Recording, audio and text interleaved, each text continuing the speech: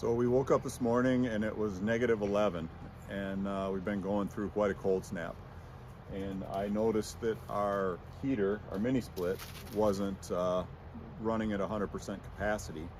And what had happened is it had frozen up. There was a drain hole underneath. The mini split, being a heat pump, has a tendency to collect condensation. That condensation needs to be defrosted, so it goes into a defrost mode, and all that melted ice runs out a drain hole in the bottom of the mini split, and underneath there you can see it froze up, and the drain hole was completely plugged. And I'm gonna have to get in there and chip that out. It's something I didn't understand about mini splits when we installed it. There's a drain hose for the air conditioner for the condensation, but I didn't really understand what the other drain hole was for. It said in the manual to watch in the wintertime that doesn't happen, but I didn't really understand because I wasn't familiar with mini splits. But it's not a big deal. I'm just gonna have to get under there and chip out some ice and free it up so the mini split will be working at 100%. I'm supposed to be filming Daddy. You're picking a fight. You're picking a fight.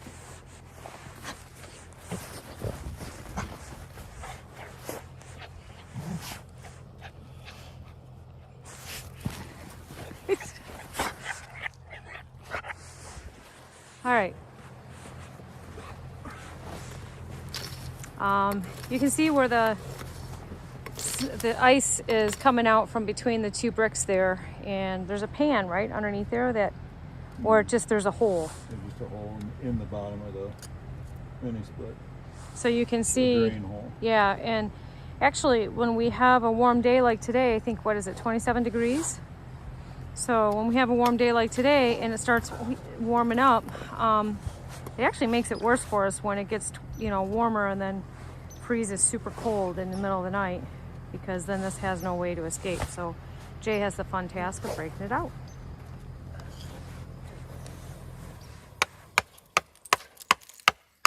It just went into defrost mode. We could resolve this by putting this up off the ground a little more, right?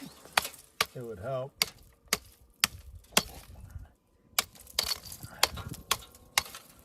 I can hear the jokes now, you being in the doghouse.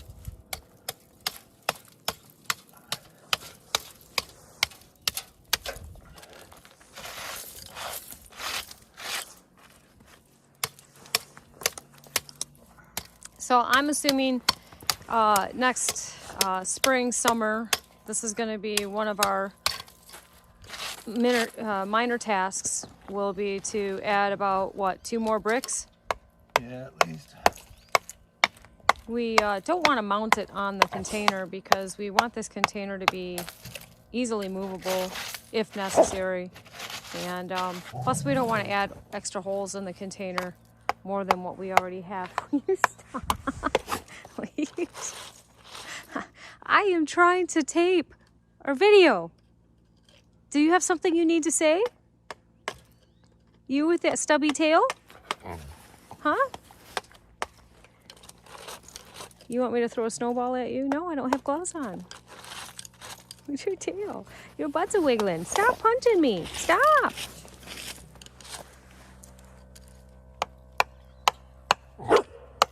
Stop it. You behave. No.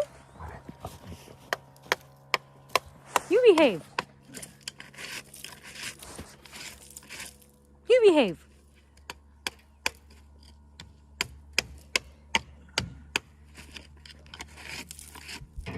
It's a French standoff. If you guys wonder what that is, it's because he's a Brittany. And actually they were bred in Brittany, France.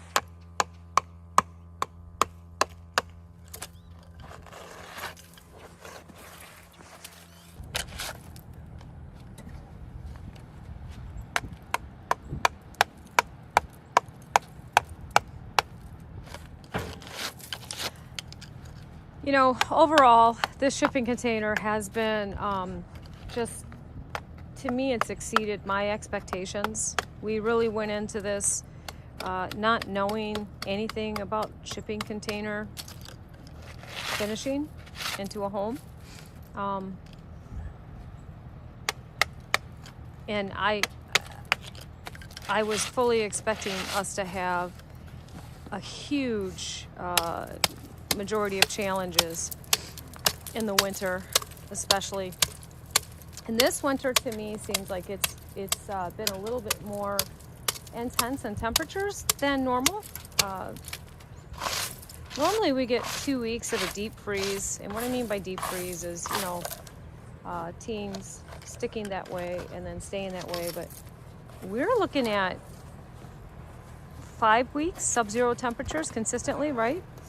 Yeah, we've had weeks of Weeks really and weeks cold. of it. Yeah, like bitter cold. And we're just, I would say I am thoroughly impressed with this unit. Yeah. The only other thing that we had, we knew was going to be an issue. We came back and forth, went back and forth on whether or not we were going to finish the bottom, because that's all open there. But if you remember, we did our plumbing and electrical through the ceiling. That's why we went with a high cube, to try to avoid a lot of that, simply because we wanted to make this movable if necessary. And the only issue that we had was there was one thing. We had to put in a P-trap below the shower that would not be housed inside. And while we did have the electrical tape put on it, somehow in the installation that the wire and the electrical tape got kinked to the point where it failed. So we did have, when we turned on the shower one day, it backed up pretty quickly, but Jay was able to get new fresh tape on there, and that was that. And that was before it was really sub-zero temperature, right? Yeah. So I think that was our first bout where it got down into the low single digits, 2 Yeah. or 3 degrees. But But so we far, fixed it. I've wrapped it with the heat tape and wrapped it with R19 and then boxed that in with styrofoam insulation, and it's been beautiful ever since. All the way down to like 12 below zero. We've not had any trouble. No. And so this unit, you guys, is rated for 13 below. It is a heat pump, so it makes it, it's not that it won't work, it makes it work additionally hard. It loses its efficiency value below 13, negative 13 degrees. So, but even at that, we've been consistently at negative 10, negative 12, like I said, for how many weeks on end at times. And Time we've had a real cold streak. yeah, and no issues with this at all. And even with having this floor open and 4 inches of floor insulation, it has been incredibly comfortably warm. We bought a mini wood stove. It's literally 10 by 10 inch on the inside, just for backup. And we haven't needed to. We thought we might have to pull a quick one and redirect ourselves and install that immediately. And I would say we didn't. No. Never, not once. No. So. Good.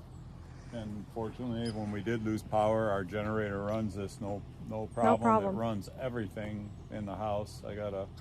We have a 6,500 watt peak generator, and it runs everything in the house, no problem. The only thing that is questionable is the shower, because we have hot water. Yeah, the hot water is 340 amp circuits, and yeah, the hot water pulls a lot. It lets us know. So, you know, but it ran our Insta Hot. So we never needed for anything.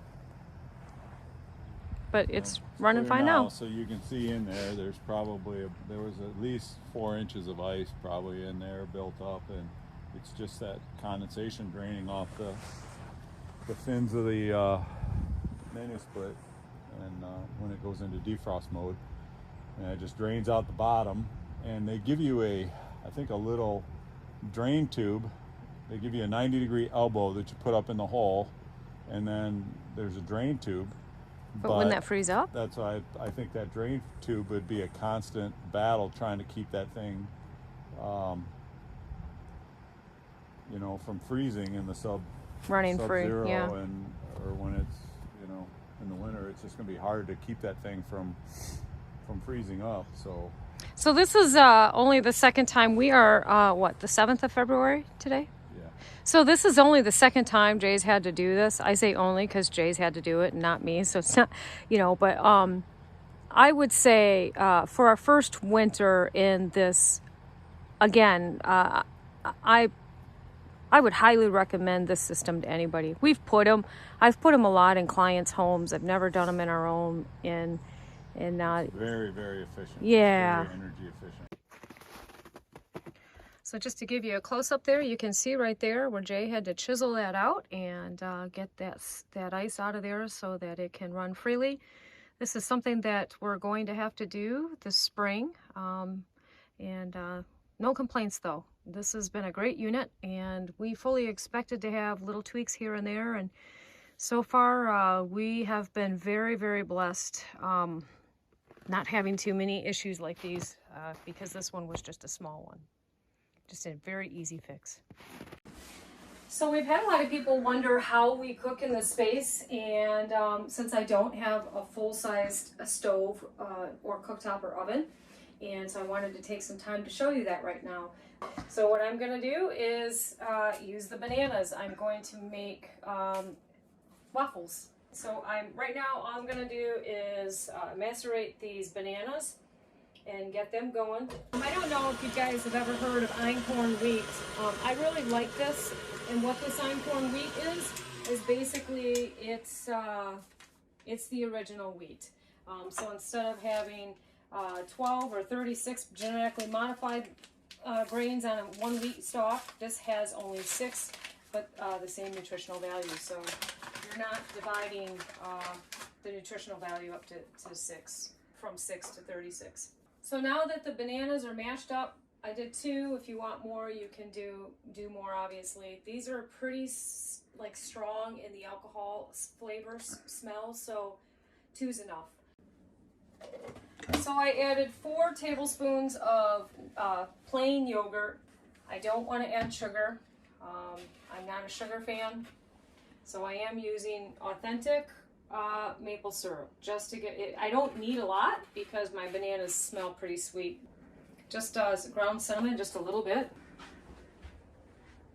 And this, there we go. I would say a good healthy teaspoon of that. Coconut oil. This sets up, so I have to warm it up and make sure that I get it. I'm going to say 1/4 cup, anywhere between 1/4 and 1/2, and this will lend to the sweetness, the natural sweetness of it. And I'm going to let that go a little bit. Now I got to get my eggs. Thank you to Dave and Linda because they give me their farm fresh eggs. So I'm going to do 6 of these. I want 4 egg whites and 2 eggs, full eggs altogether. Now I tend to have a little bit of a problem with cracking eggs, so I do put them in a little bowl ahead of time because I don't feel like fishing out. Let that get going. And while that's going, I am going to add my einkorn wheat. I'm going to start with about 1 cup. My leavening is just going to be salt. I always use Himalayan salt, and basically whatever I use in salt is about the same ratio in baking soda. Knock that out a little bit much. So there.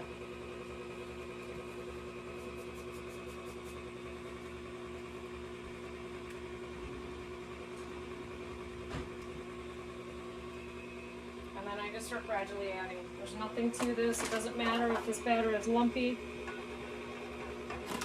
Turn that, make sure it's fully on low because I don't want to face wash the flour. That's the thing about waffles and pancakes.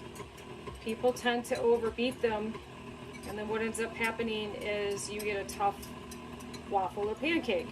And you should be able to use just your fork for those. So I'm just gonna let that do its thing real quick. So you can see it has you see the banana consistency. Vanilla. I would say for this batch about a teaspoon. Just a tad bit of half and half. I would say about a quarter cup. If you want the recipe, I'm happy to give that to you. Just let me know and I'll write it out so that you can have actual measurements. Yeah, that's the perfect consistency. I don't know if you guys can see that. Now, I've already put the coconut oil in here, so I don't need to spray this at all. Spraying it gives an uneven texture on the outside. So the coconut oil inside of this not only gives good flavor, but it also helps release the waffle. I don't use a full, well, maybe I do actually, full cup. I like to spread it out because I like consistency, and too much and you'll find out real quick. You're gonna make a mess of your waffle maker. So.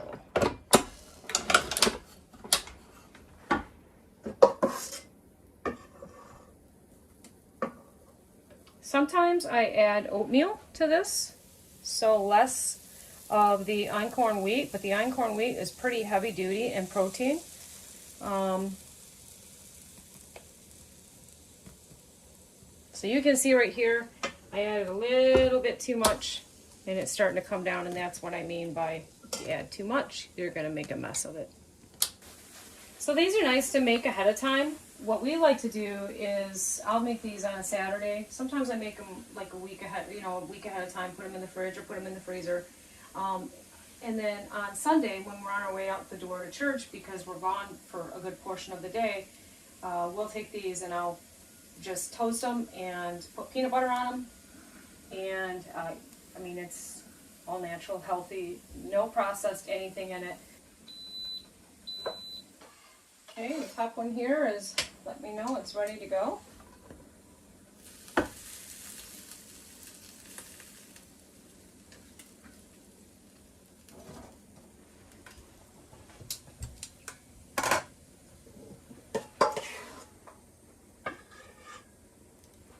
The game is to try to get this one in before the second one beeps. See if I can do it.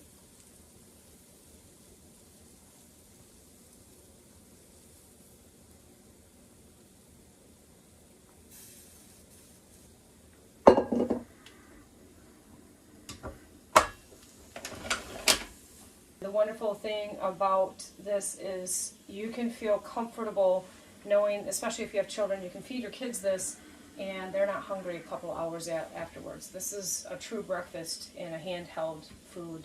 It freezes well, it toasts even better, and then, we always cook bacon too, a lot of bacon, and I'll even cook some bacon ahead of time so I can use it for other dishes and pull that out and heat it up. And on Sundays, like I said, we can go grab that, put peanut butter on it, walk out the door and grab a couple pieces of bacon, heat it up in the microwave, and we have a full breakfast without much effort. So, waiting on the last one.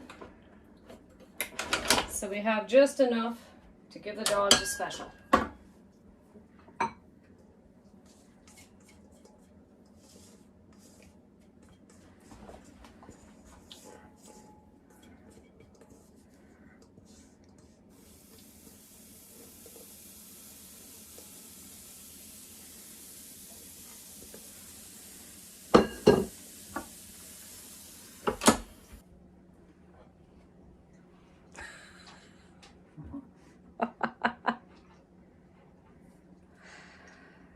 Very good. Do you taste the cinnamon in them? No? Tastes like banana. Yeah. So if you don't want more banana, I could go back down one banana if you're not crazy about the banana flavor. We have only done one before and you couldn't really taste the banana.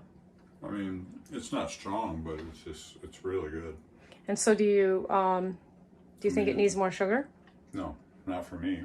Yeah, so there was that maple syrup, and I like using maple syrup over regular sugar if I can get away with it. and that's because maple syrup isn't chemically processed. And the sugar, if you're processing from a sugar cane, it is chemically processed. They use sulfur dioxide to process that, but sugar beets, they do not. So in Michigan, we do a lot of sugar from sugar beets. The pioneer sugar is sugar beets. But why would I do that if I can get local syrup? I mean, that is really good. So this is our staple. This is one of our staples, and I do pancakes a lot. And I'll just show you another video if that's what you want to see. But these are probably one of my most favorite go-tos. It's a handheld food that satisfies no matter what we're doing, where we're going, and you're not starving, you know, an hour or 2 hours later like you are if you're trying to eat one from the store, a store-bought one. So it's very almost custardy. Yeah, that's inside. my favorite. And it's really good. So guys, thanks for watching, and if you have any questions, you want the recipe, note it in the comments below on the YouTube platform, and I'll go ahead and shoot it on over to you guys. But I know it was kind of like a slow week to be able to get this going. We did a little volunteer work somewhere, and so we didn't really get videos of that because we didn't want to really videotape that. So this is what we do on a day-to-day basis when today was a... She cooks, I eat. Yep. But he makes me happy to cook because he's easy to please. So, and so are they. They're waiting. They're waiting for theirs. It's perfectly brown. This is the way that we like it. You can see the inside. It's like eggy. Oh, that's going to be so good.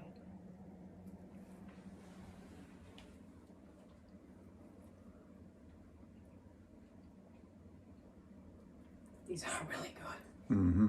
They're tender. Perfectly like, almost like a popover. Mm-hmm. They're really good. The eggy inside and the tenderness of the... What do you think, little girl? What do you think? Honestly, they don't need anything. Mm-hmm. No syrup, nothing. These are so good. Yeah. This was a really good batch. Problem is I don't want to stop. I know. They're really good. Do you want some? You want some? Here. Dance. Good girl. Just about lost my fingers. This is hot, buddy. Sit. Tucker, sit. Mowgli, you already sat, huh? You were like, I'm ready. Can you see her face? Are you begging? Oh, now you're really going in all for it. Yeah? There you go. You want to dance again? There you go.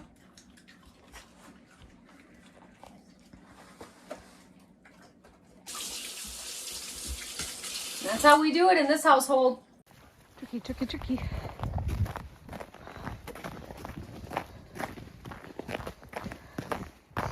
You guys can't tell. Yesterday we had 40-degree weather, which was enough to melt the snow pretty good. Then it dropped down to the teens, and so in some areas, if you don't have a well-placed foot, you will go down, and the terrain, these cameras don't quite pick up as well, but just where I came from in the last 4 steps is about a 10-foot incline. So a little challenging to navigate. Still worth it though, right, hon? Beautiful.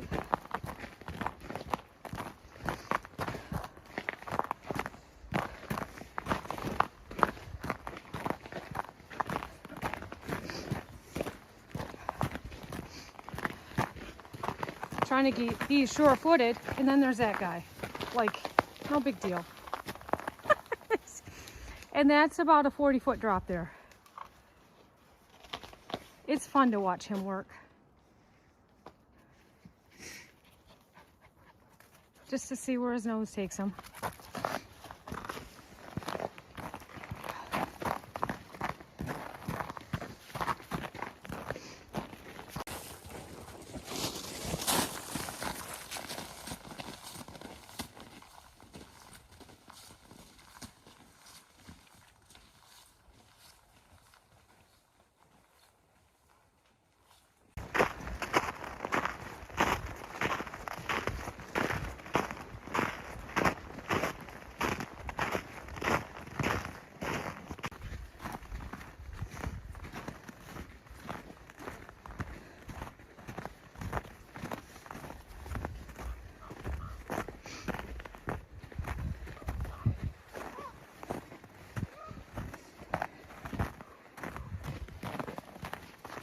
Let's go.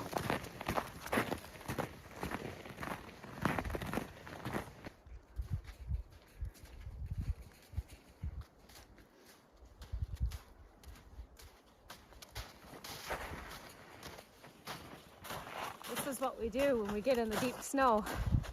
And we're gonna pull a rotten puppy. You can't expect her to jump the whole way.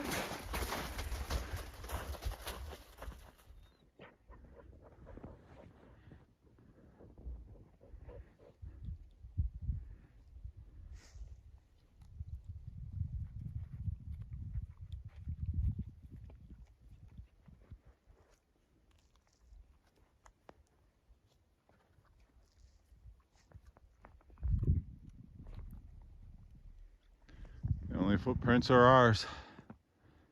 Beautiful day.